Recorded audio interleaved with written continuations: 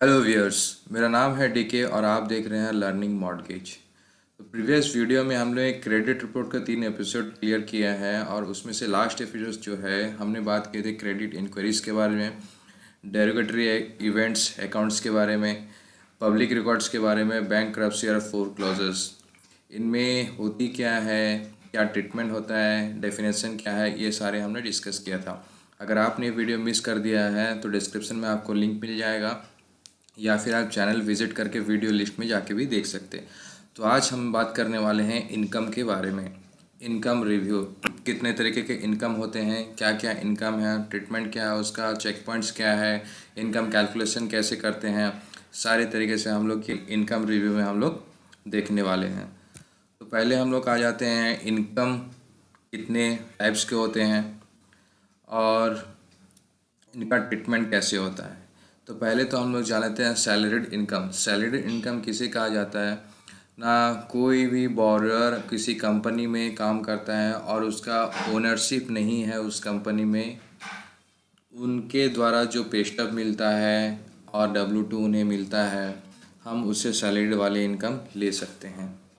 तो इनके salaried income के लिए किस किस तरीके से इसका इनकम कैलकुलेशन होता है और क्या क्या बेसिस के ऊपर इनकम कैलकुलेशन होता है, ये हम लोग देखेंगे। दूसरी हो जाती है सेल्फ एम्प्लॉयड, जिसका ओनरशिप रहता है किसी में भी। शेड्यूल सी मान के चलते हैं, कोई भी कंपनी में 25% के ऊपर अगर उसका शेयर होल्डिंग है तो हम उसे सेल्फ एम्प्लॉयड मान जाते हैं। ठीक है, ये भी हम लोग धीरे धीरे करके आगे देखेंगे कैसा क्या है, किस टाइप का है।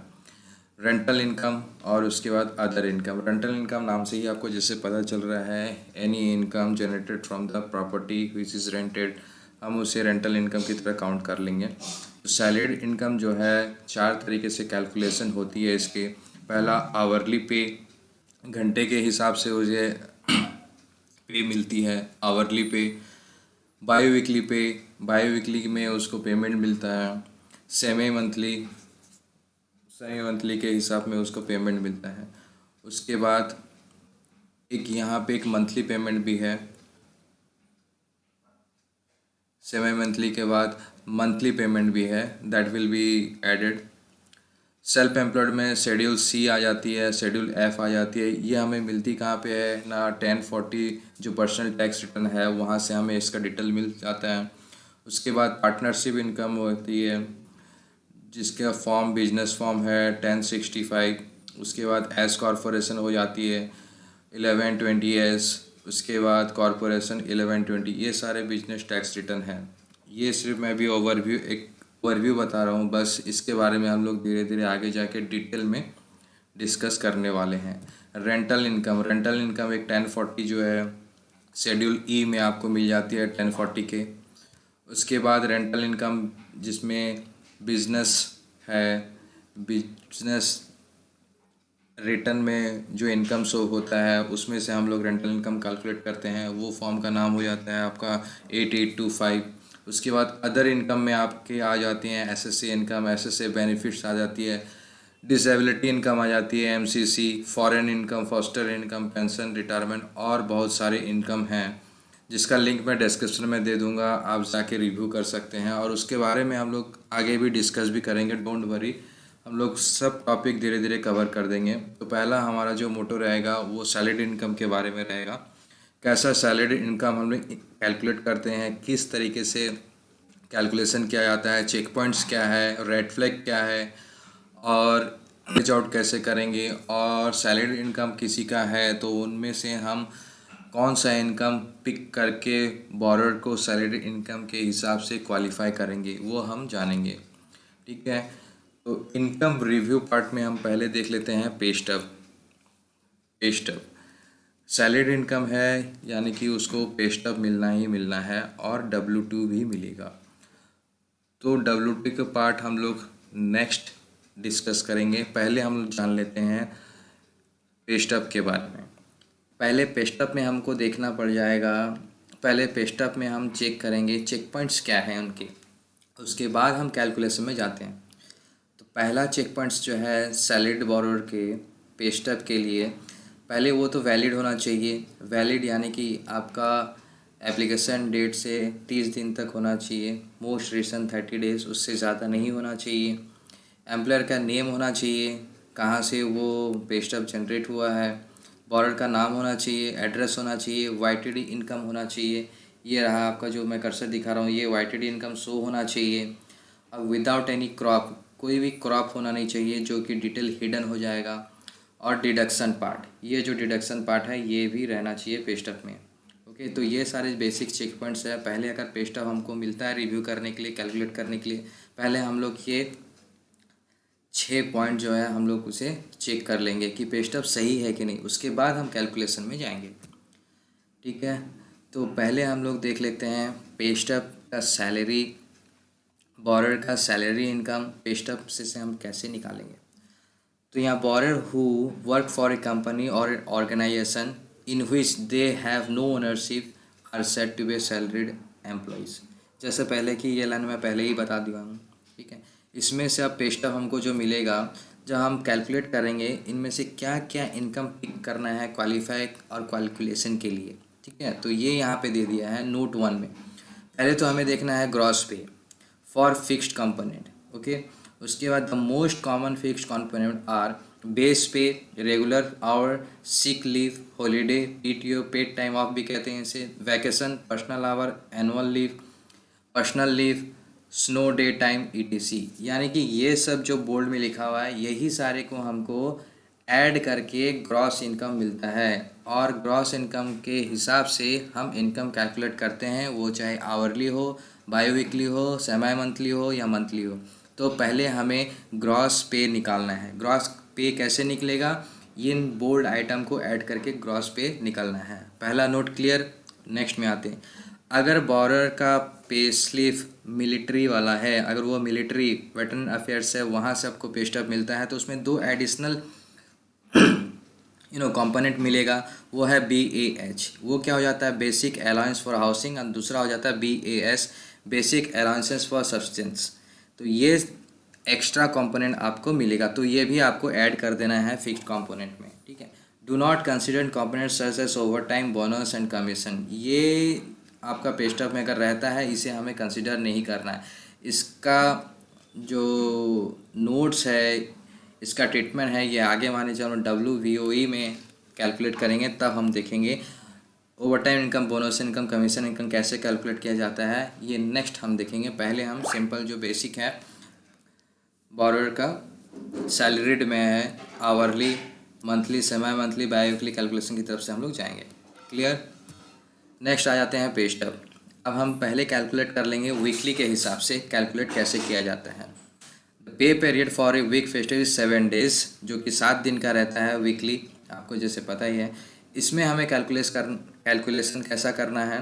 अब देखिए यहाँ एक लाइन लिखा है including payment start and end date. ठीक है, अभी 1 से हुआ है स्टार्ट उस मंथली, एंड उसे पेमेंट मिल रहा है 7 डेज़ को, तो 7 डेज़ हो गया, 7 डेज़ का वीकली पेमेंट रहता है, इसे हम कैलकुलेट कर लेंगे। वीकली सैलरी कैसे कैलकुलेट हो जाएगी ना, आपका 1 वीक में जितना भी आपको मिल रहा है पेमेंट, ठीक है, मान लीजिए आपको 1000 पर वीक है, ये वीकली सैलरी जो है वो 1000 है, इंटू 52 करना है, डिवाइडेड बाय 12 करना है। 52 क्यों, क्योंकि साल में 52 वीक्स होते हैं, डिवाइडेड बाय 12 करके आपका मंथली क्वालिफाइंग इनकम निकल जाएगा। क्लियर। सेकेंड आ जाते हैं biweekly. A biweekly pay stub is for 14 days, the total number of hour in a biweekly pay stub will be 80। ठीक है, अब यहाँ क्या आ जाता है ना, बाई वीकली पे स्टब रहेगा, उसका वर्किंग आवर जो रहेगा वो 14 डेज़ का रहेगा, और आवर जो रहेगा वो 80 आवर रहेगा। ओके, अब इसके कैलकुलेशन पे हम कैसे जाएंगे ना, बाई वीकली सैलरी मान लीजिए आपका $2000 है, इंटू आप 26 करेंगे, डिवाइडेड बाय 12 करेंगे, आपको मंथली इनकम मिल जाएगा। 26 क्यों करेंगे, आप देखोगे 52 डिवाइडेड बाय 2 करने से आपका 26 आ रहा है, क्योंकि ये बाई वीकली है, 2 week. Okay, monthly income qualify के लिए निकल जाएगा। उसके बाद टीचर इनकम, अगर पे स्टब टीचर को भी मिलेगा ना, ठीक है। अगर कोई स्कूल में कॉलेज में पढ़ा रहे हैं तो टीचर रहेगा, उसको भी सैलरी मिलेगा, वो भी सैलरीड एम्प्लॉयड है। बट टीचर इनकम का कैलकुलेशन थोड़ा सा डिफरेंट है। डिफरेंट कैसे? Teachers are usually paid biweekly, most of them are employed for 10 month in a year, the remaining 2 month are accounted as vacation. यहाँ पे 10 महीना जो लिखा है, किसी किसी केस में 11 महीना रहता है, किसी किसी केस में 10 महीना रहता है और 12 महीना भी रहता है। तो हमें ये पेस्टअप से मिल जाएगा अगर दिया है तो। अगर पेस्टअप में ये स्पेसिफाई नहीं किया है 10 महीना है, 11 महीना है, 12 महीना है, तो हमें एक कॉन्ट्रैक्ट लेटर मिलता है टीचर को इंस्टीट्यूट की तरफ से। उस कॉन्ट्रैक्ट लेटर में स्पेसिफाई किया रहता है कि हाँ, ये टीचर जो है वो 10 महीने का 10 महीने एनुअली है या तो फिर 11 month एनुअली है। ओके, कैलकुलेशन इसका हम कैसे कर देते हैं? जो भी आपका मंथली इनकम रहेगा, अगर मान लीजिए बाई वीकली है, बाई वीकली से पहले हम इनकम निकाल लेंगे, उसके बाद इनटू करेंगे उसे 10 से, अगर 10 महीने के लिए है, उसके बाद डिवाइडेड बाय 12। ठीक है, फिर से मैं अगर कहता हूँ, मान लीजिए एक टीचर है, उसे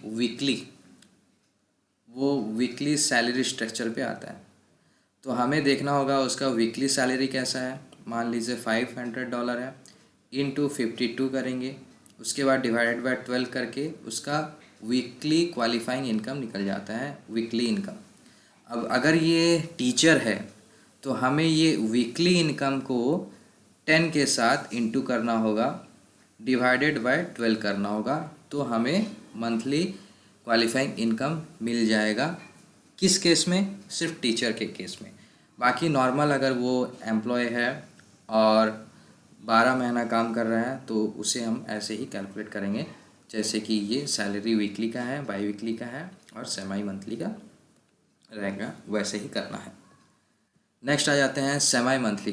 the pay period for a semi monthly pay stub is 15 days including payment start date और एंड डेट। ठीक है, the total number of hour in a semi-monthly pay stub will be 86.67 according to the income calculation is done semi-monthly salary into 24 divided by 12। अभी semi-monthly में कैसा हो जाता है, जितना भी इनकम है 2000 अगर रहेगा उसका semi-monthly पे स्टब semi-monthly के हिसाब से अगर मिल रहा है उसे पेमेंट 1 से लेकर 15 तारीख तक, और उसका वर्किंग आवर जो है 86.67 है, तो सेमी मंथली का जितना भी पेमेंट है, मान लीजिए ये $2000 है, into 24 divided by 12 equal to monthly qualifying income, ये निकल जाएगा उसका मंथली क्वालिफाइंग इनकम। ठीक है, अब कैलकुलेशन जैसे होगा, semi monthly into 24 divided by 12 monthly qualification निकल गया। तो ये एक रिव्यू कर लेते हैं, 86.67 ये आवर कैसे निकाला। हमें तो देख लिया वीकली में 7 आवर हो, बाई वीकली में 15 आवर हो जा रहे हैं, बट सेमी मंथली में आपका 86 आवर कैसे हो जा रहा है। अब यहाँ पे देख लेते हैं कैलकुलेशन छोटा सा। सेमी मंथली में वर्किंग आवर 86.67 कैसे हो रहा। अब पर डे 8 आवर, 5 days यानी कि वीकली के आपके हो गया 40 आवर्स। हम अभी कैलकुलेट कर देंगे हैं साल का, यानी कि 52 वीक इंटू 52 वीक्स कितना हो गया 2080 डिवाइडेड बाय 1 मंथ का हम निकाल देंगे, डिवाइडेड बाय 12 कितने हो गए 173.33 एक महीने का। अभी हम सेमी मंथली निकालेंगे तो हमें डिवाइडेड बाय 2 कर देंगे, सेमी मंथली यानी कि आधा महीना का आपका 86.866 यानी कि 86.67। होप ये आपको समझ में आ गया होगा कैसे 86.67 आवर सेमी मंथली में हो रहा है। ठीक है, अब हम देखते हैं मंथली इनकम सिंपल है, महीने का जितना उसका पे मिलता है वो डायरेक्ट इनकम कैलकुलेशन के लिए, इनकम क्वालिफाइंग इनकम के लिए यूज़ हो जाएगा। ये था मंथली के लिए। अब आवरली का हो गया, income calculation is done, we have the multiple pay stub. अगर हमारे पास बहुत सारा पे स्टब है, 3-4 पे स्टब है, 4-5 पे स्टब है, we can take the average hour, ठीक है, that the borrower has worked in a week. मान लीजिए किसी में 40 आवर दिखा रहा है वीकली का, किसी में दिखा रहा है 41 आवर दिखा रहा है, 38 आवर दिखा रहा है, तो उनका सभी का हम लोग एक एवरेज निकाल लेंगे और hourly income into 52 divided by 12 कर देंगे। ठीक है, अभी जैसे हो गया, सपोज स्क्रीन डिफेक्ट हो गया और एक बार मैं दिखा लेता हूँ। पहले वीकली आवरली इनकम 15 मान लेते हैं इंटू 40, यानी कि 1 वीक का हम लोग निकाल लेंगे। उसके बाद 52 साल का निकाल लेंगे डिवाइडेड बाय 12, $2600। ठीक है, $2600 हो गया मंथली क्वालिफाइंग इनकम। अब नेक्स्ट चलते हैं। Using the pay stub the underwriter has to calculate current earning and YTD calculation. तो हमें सिर्फ करंट अर्निंग जो अभी हम कैलकुलेशन किए सिर्फ वो कैलकुलेट करके निकल जाना है, ऐसा नहीं है, और बॉरर को क्वालिफाई कर देना है। हमें फिर वाईटीडी इनकम भी निकालना होगा। वाईटीडी इनकम भी निकालने पर हम 2 साल का एवरेज लेंगे, 3 साल का एवरेज लेंगे, या फिर सिर्फ वाईटीडी से क्वालिफाई करेंगे, या फिर करंट इनकम से क्वालिफाई करेंगे। ये डिपेंड्स करता है ट्रेंड के हिसाब से। अगर ट्रेंड उसका इंक्रीजिंग है, ट्रेंड उसका डिक्लाइन है, वो हमें कैलकुलेट करना होगा एवरेज, और जो लोएस्ट होगा सुइटेबल होगा उसके हिसाब से हम उसे क्वालिफाई करेंगे। तो वो हम आगे जाके देखेंगे। अभी हम देख लेते हैं करंट अर्निंग क्या है। अभी जैसे ग्रॉस पे, हमने ग्रॉस पे का फॉर्मूला देख लिया था। जो भी फिक्स्ड कंपोनेंट है वो हम ग्रॉस पे को निकाल लेंगे and formula used above slide. यहाँ हमने जो ग्रॉस पे निकाला है, बेस पे, रेगुलर आवर, सिक पे, ये सब ऐड करके ग्रॉस पे मिल जाएगा। उसके बाद फार्मूला हम लोग यूज़ करेंगे, अगर वीकली है, बाई वीकली है, मंथली है, सेमी मंथली है, आवरली है। ठीक है, इसके हिसाब से देखिए, ये आपका एक एक्सेल सीट है जो कैलकुलेशन, आप किसी भी कंपनी में जाओगे तो आपको ये एक्सेल सीट दिया जाएगा, ऐसा ही एक्सेल सीट दिया जाएगा। तो आप यहाँ अगर ये देखिए, यहाँ पे मंथली है, बायो वीकली है, सेमी मंथली है और वीकली है। यहाँ पे अगर वीकली में आप एंटर करोगे तो डायरेक्टली कैलकुलेट होके आ जाएगा। तो ये हमारा ऊपर पोर्शन जो है, ये पोर्शन होगा हमारा करंट अर्निंग का। ओके, और ये पोर्शन हो गया हमारा वाईटीडी का। तो हमें इसमें इतना, अभी फ़िलहाल के लिए आप इतना टेंशन मत लो, इसमें आप सिर्फ करंट का मान के चलो। ठीक है, तो ये हम देख लेंगे कैसे कैलकुलेट होता है। ये है अपना करंट। ठीक है, ये वाईटीडी वाला हम लोग नेक्स्ट में स्लाइड में देखेंगे, जो मैं पहले ही दिखा दिया था। ठीक है, तो यहाँ पे अगर आप एंट्री करते हो, बाई वीकली कैलकुलेट होके यहाँ पे आ जाएगा ऑटोमेटिक। अगर इस केस में हम लोग देखें, फरवरी किसी की ईयर में, लीप ईयर में 28 का होता है। अगर आपका बाकी जून 30 का है, 30 का दिन है, आपको कभी भी अगर मंथली कैलकुलेट करना है, आप हमेशा 30 डेज़ के हिसाब से करेंगे। अब जुलाई 31 से करके 14 डिवाइडेड बाय 31 नहीं करना है। देखिए यहाँ पे ये भी किया है, 30 करना है। कभी भी हम लोग, नोट यहाँ पे लिखा हुआ है, while we trying to arrive at the number of the month divide the days by 30। ठीक है ना, taking into the account that every month has 30 days. हर महीना 30 दिन को लेके हम चलेंगे। यहाँ पे और एग्जांपल दिया है, अगर फरवरी है तो इसे हम 28 नहीं करेंगे, इस केस में भी हम लोग करेंगे आपका, ठीक है, जितना भी है, अगर 15 फरवरी का है तो 51 डिवाइडेड बाय आपको कर देंगे यहाँ पे 30। ओके, ये करना है अपने को। तो यहाँ यही पर है, यहाँ पे देख लो, ये वाईटीडी इनकम यहाँ पे दी हुई है और यहाँ पे 11.26 दिया है। ठीक है, 11.26 दिया है। ये भी कैलकुलेट उसी तरीके से है। मान लीजिए यहाँ पर एग्जांपल जैसे यहाँ पे दिया है, our in the pay stub date of the pay stub is 31 July, borrowed date of joining is 10 फरवरी का दिया है। ठीक है, और now the borrower has the completed 4 month और फॉर फेव यहाँ पे दिया है। इसको आप मत देखो अभी फ़िलहाल के लिए, अभी हम इसके हिसाब से कैलकुलेट करेंगे। ठीक है, इसके हिसाब से कैलकुलेट करेंगे। तो कैलकुलेटर निकाल लेते हैं अपन।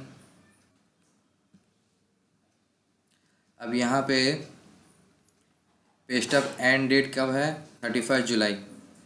ठीक है, 31 जुलाई का है एंड डेट। जुलाई कितना हो गया? 7वां महीना हो गया।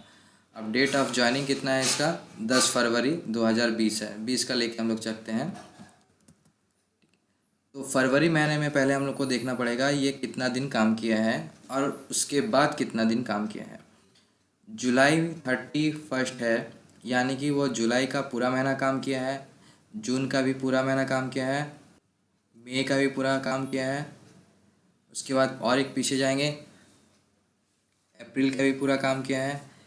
ठीक है, मार्च का भी पूरा काम किया है। बट फेब में ये 10 तारीख को ज्वाइन किया है। तो 30 - 10 20 दिन काम किया है फरवरी में। फरवरी का 20 दिन और मार्च अप्रैल मई जून जुलाई तक का 5 महीना। तो यहाँ पे हो जाएगा आपका 5 महीना और 20 डिवाइडेड बाय 30 प्लस 5 मंथ 5.66, इसे हम 5.67 भी लेके चलेंगे। तो यहाँ पे जो YTD का कैलकुलेशन होगा, यहाँ पे यहाँ पे आ जाएगा 5.67। ठीक है, 5.67 आएगा यहाँ पे। ओके, तो यहाँ से हमको ये मिल जाएगा। ठीक है, समझ में आ गया। Do not adjust your calculation based on the, यहाँ पे भी लिखा है वही चीज़। 30 डेज फरवरी है, यानी कि 28 से हम लोग डिवाइडेड नहीं करेंगे, हमें 30 से ही करना है। ठीक है, ये आ गया अपना YTD का इनकम कैसे करना है। तो व्यूअर्स, होप आपको ये समझ में आया होगा कैसे कैलकुलेट करते हैं करंट का और YTD का। आगे हम जाके देखेंगे how to average on the basis of the trends. जैसे मैंने बताया था, ट्रेंड्स के हिसाब से हम लोग एवरेज कैसे करेंगे। करंट इनकम लेंगे क्वालिफाइंग के लिए, या फिर YTD इनकम लेंगे, या फिर 2 साल का एवरेज लेंगे, या फिर 3 साल का एवरेज लेंगे और क्वालिफाई करेंगे। किस तरीके से वो चीज़ करना है नेक्स्ट वीडियो में हम वो देखेंगे। और कंजर्वेटिव इनकम भी हमें देखना है क्वालिफाई करने के लिए।